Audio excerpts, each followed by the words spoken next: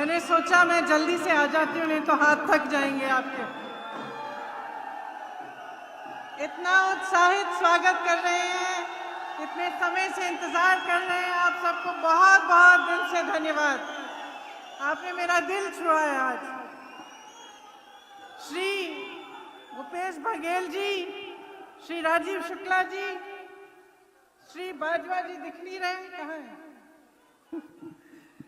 श्रीमती प्रतिभा सिंह जी, श्री मुकेश अग्निहोत्री जी, श्री सुखविंदर सिंह सुक्खू जी, श्रीमती विप्लव ठाकुर जी, श्री संजय दत्त जी, हमारे सभी प्रत्याशी श्री रघुवीर सिंह बाली जी, सुधीर शर्मा जी, चंदर कुमार जी, अजय महाजन जी, आशीष बुटेल जी, श्री भवानी पठानिया जी, श्री किशोरी लाल जी, श्री सुरेंद्र काकू जी, श्री संजय रतन जी जो अभी यहाँ आ नहीं पाए क्योंकि वो ज्वाला जी में है, श्री यादविंदर गोमा जी, श्री जगदीश सिपाहिया जी, श्री केवल सिंह पठानिया जी, श्री सुरेंद्र मनकोटिया जी, श्री मलिंदर राजन जी, श्री राजेश शर्मा जी, बहनों भाइयों, अनोखे लाल,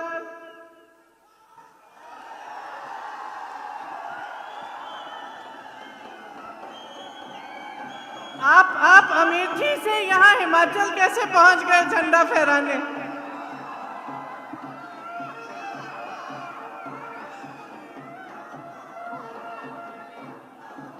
ये देवभूमि है। माँ ज्वाला जी, माता बगलामुखी जी, माँ चामुंडा जी, माँ नैना देवी जी, माँ चिंतपूर्णी जी, सबका आपके पास आशीर्वाद है। ये सौभाग्य है मेरा कि मैं आज इस भूमि में खड़ी हूं, और इससे बड़ा सौभाग्य ये है कि मैं इस भूमि को ही घर बुलाती हूं।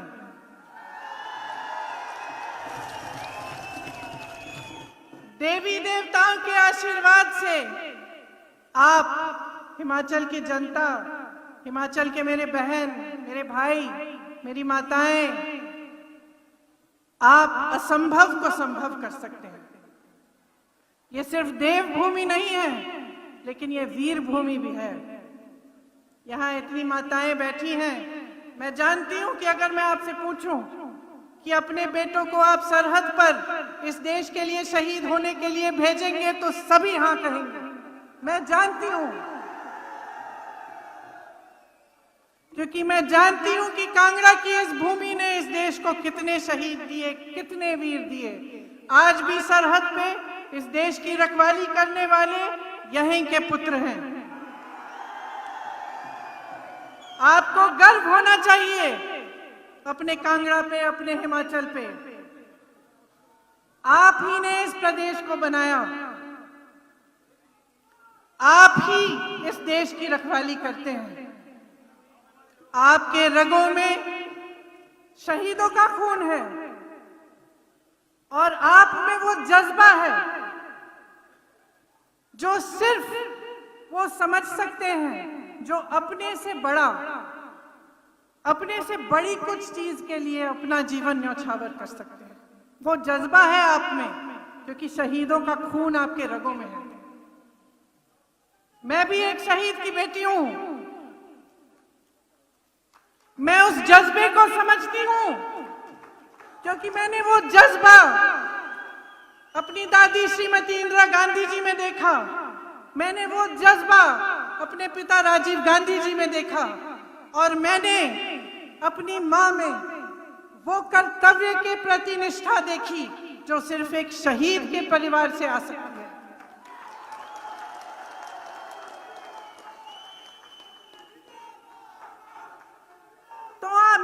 कहना चाहती हूं कि अपने आप को पहचानो। आप में कैसा खून दौड़ रहा है उसे पहचानो। इस प्रदेश को किसने बनाया? आपने बनाया। ये प्रदेश किसका है? आपका है। आपको मालूम होगा जब इंदिरा जी ने ये ऐलान किया कि हिमाचल प्रदेश बनेगा, तो पूरी दुनिया ने उनको देख के बोला कि ये देखिए प्रदेश बना रही है, ये प्रदेश चल नहीं पाएगा, इसके लिए पैसे नहीं होंगे, इसकी अर्थव्यवस्था ठप हो जाएगी।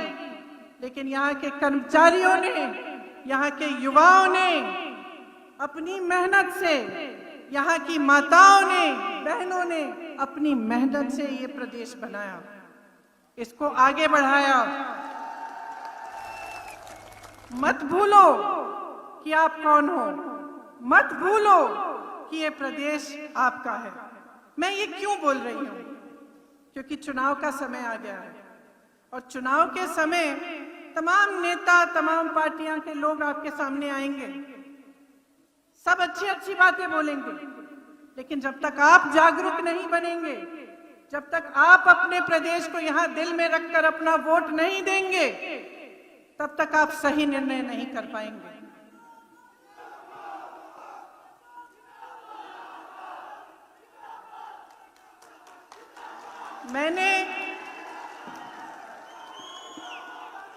मैंने जज्बे की बात की,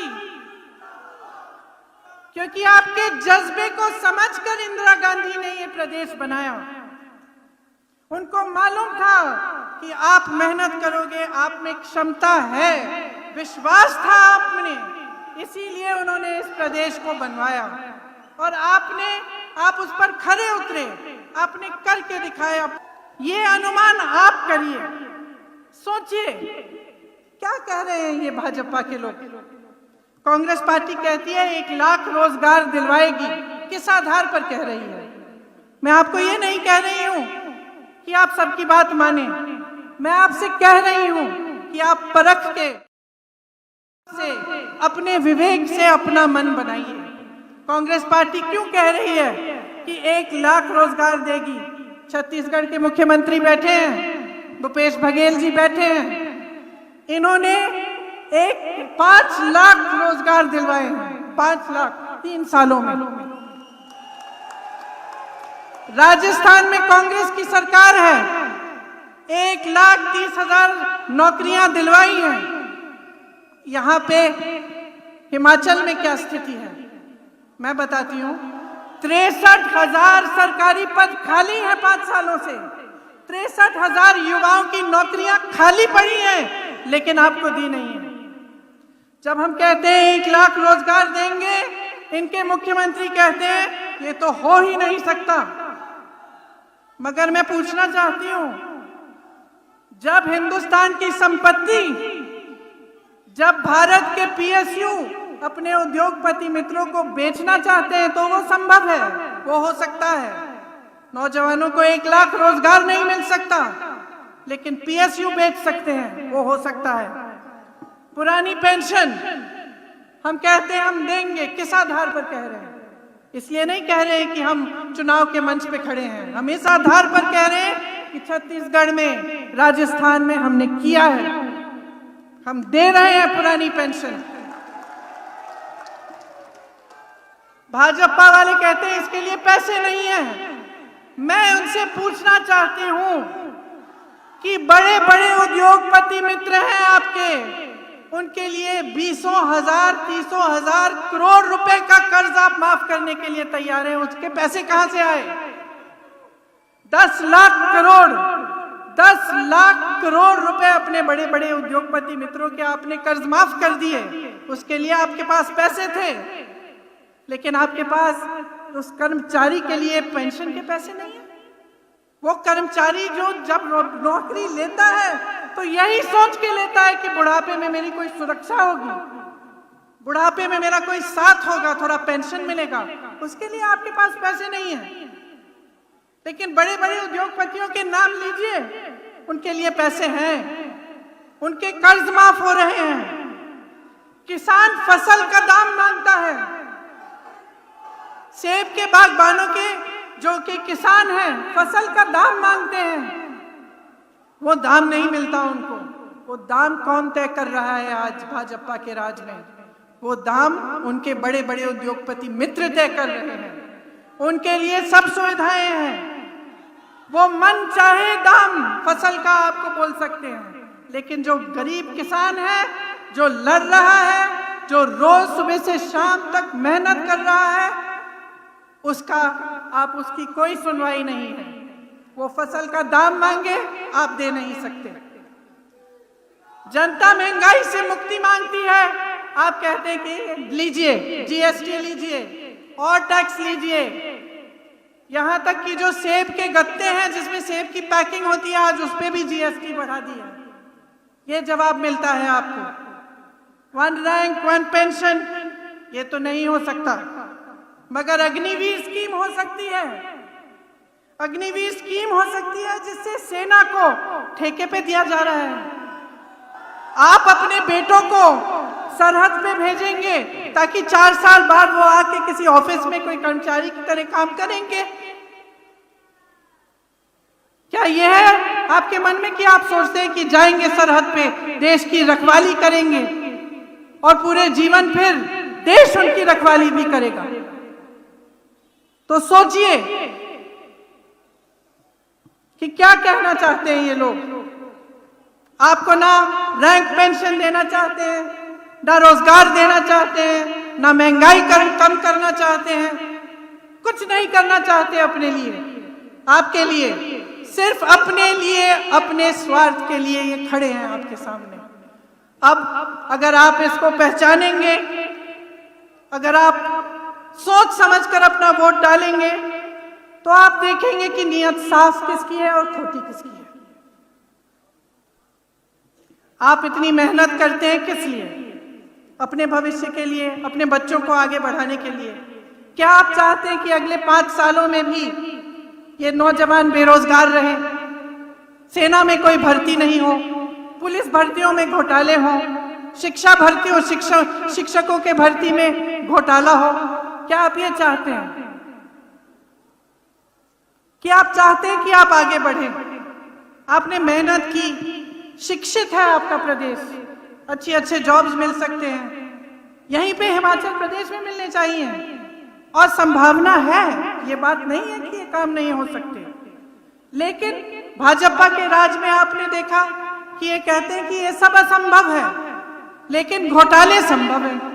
पीपीई किट के घोटाले हुए, मैंने कहा पुलिस भर्ती में घोटाला हुआ, शिक्षक भर्ती में घोटाला हुआ, आजकल ड्रग्स भी बहुत फैले हुए हैं। तो आपके लिए कुछ नहीं हो सकता, लेकिन बड़े बड़े उद्योगपतियों के लिए सब कुछ हो सकता है। क्या ऐसी सरकार चाहते हैं आप?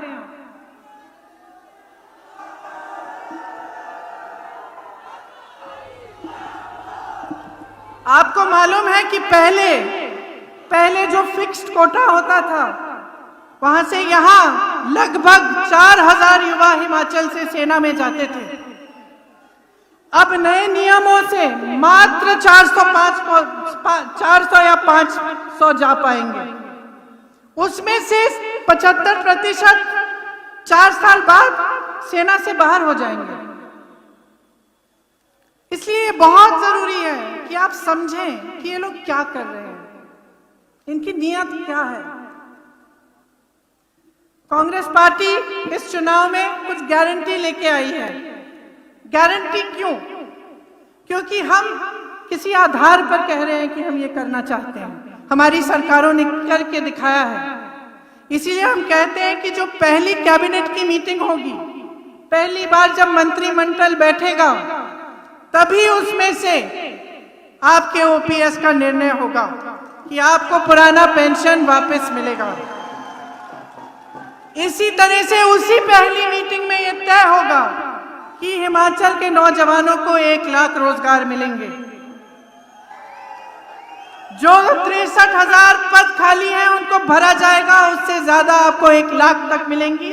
और हम ये भी कह रहे हैं कि 5 सालों में हम 5 लाख रोजगार देने की पूरी कोशिश करेंगे। ये हमारी गारंटी है। आपके हक में हम सब कुछ करना चाहते हैं। हम कह रहे हैं कि इसके साथ साथ जो मेरी बहनें यहाँ बैठी हैं, जो दिन रात मेहनत करती हैं, कभी कभी मैं जानती हूँ कि ये मेहनत पहचानी नहीं जाती। मैं जानती हूँ कि घर का भी काम आपको करना पड़ता है और बाहर भी काम आपको करना पड़ता है, और घर में बच्चों की परवरिश भी करनी पड़ती है, गृहस्थी संभालनी पड़ती है। मैं जानती हूँ कि आप पर कितना बोझ है, और क्योंकि हम इस बोझ को पहचानते हैं, इसलिए कांग्रेस पार्टी हर महिला को 1500 रुपए प्रति माह देना चाहती है मदद करने के लिए। इस योजना को हम हर घर लक्ष्मी योजना कह रहे हैं। आपने इसके बारे में अगर सुना नहीं है तो पढ़िए जरूर और इसके बारे में जानकारी लीजिए। इसके साथ साथ हर विधानसभा में हम 4 इंग्लिश मीडियम की पाठशालाएं बनाना चाहते हैं।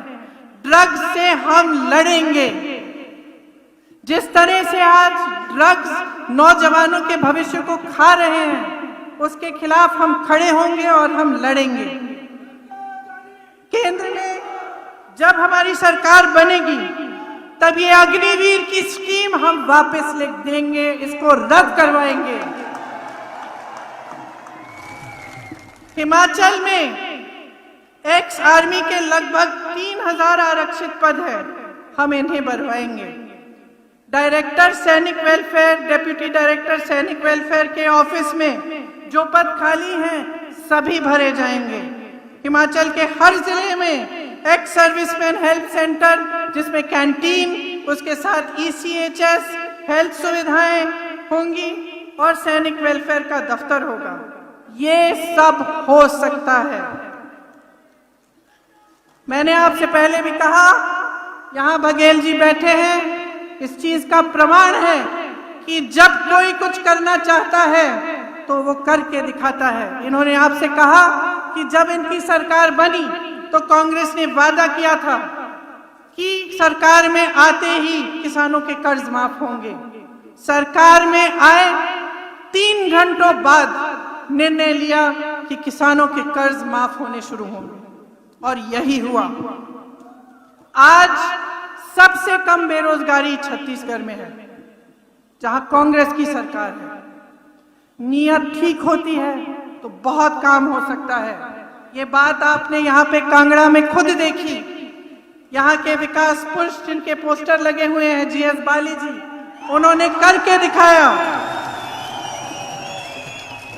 यशवंत परमार जी ने करके दिखाया। श्री वीरभद्र सिंह ने सालों के लिए अपने जीवन भर ये करके दिखाया। आज हिमाचल के कोने कोने में जाते हैं तो उनके बारे में हम सुनते हैं, लोग उनका आदर करते हैं, उनका सम्मान करते हैं, क्योंकि उन्होंने आपके लिए मेहनत की। उन्होंने आपकी क्षमता, आपकी शक्ति पहचानी और उस शक्ति की को एक ऊर्जा बनाई जिसमें से उन्होंने इस प्रदेश का विकास किया। कांग्रेस ने हिमाचल में सेंट्रल यूनिवर्सिटी बनाई, IIT बनाई। वीरभद्र सिंह जी ने गांव-गांव में स्कूल बनाए। कांगड़ा को मान महत्व देने के लिए धर्मशाला में विधानसभा और सचिवालय बनाया। GS बाली जी ने नई नई योजनाएं लाकर खूब रोजगार दिलवाए। इंजीनियरिंग कॉलेज, फार्मेसी की college, ITI, degree college, Tanda में सबसे अच्छा मेडिकल कॉलेज। देश की सबसे पहली इलेक्ट्रिक बस हिमाचल में चली तो कांग्रेस की सरकार में चली। रोपवेज लाए, होम स्टे की स्कीम लाए जिससे आमदनी बढ़ी, जिससे रोजगार बढ़े। HSRTC प्रॉफिट में आया, नए बस स्टैंड बने, वॉल्वो की सर्विस आई। इस सब से रोजगार बनता है, कर्मचारियों का मान सम्मान रहता है। लेकिन आज की क्या स्थिति है उसे अच्छी तरह समझिए। आज भाजपा की सरकार ने हिमाचल प्रदेश को कर्ज में डुबाया हुआ है। 70,000 करोड़ का कर्ज है। 63,000 सरकारी पद खाली हैं। कर्मचारियों को पेंशन का टेंशन है। महंगाई की वजह से आपकी जेब खाली है। GST की मार है। किसानों को फसल का दाम नहीं मिलता। आज ये स्थिति है। तो आप सोचिए आगे आप क्या चाहते हैं? मन बना लिया है क्या? मन बना लिया है कि नहीं? रोटी पलटेंगी कि नहीं?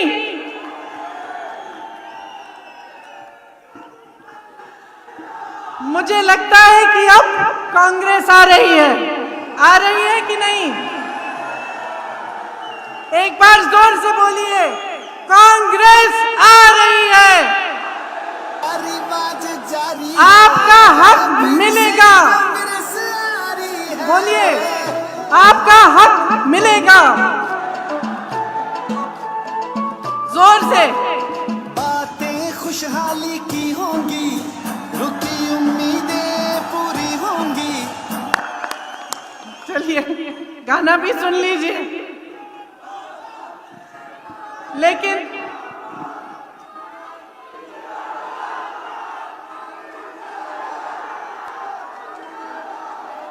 देखिए, कांग्रेस का एक एक कार्यकर्ता आज गांव-गांव में काम कर रहा है।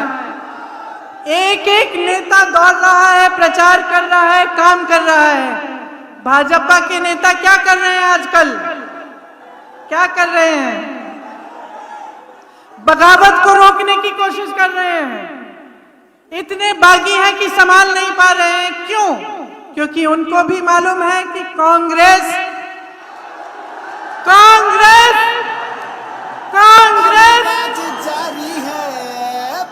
अब आप सब कुछ खुद ही समझते हैं तो मैं क्या समझाऊं।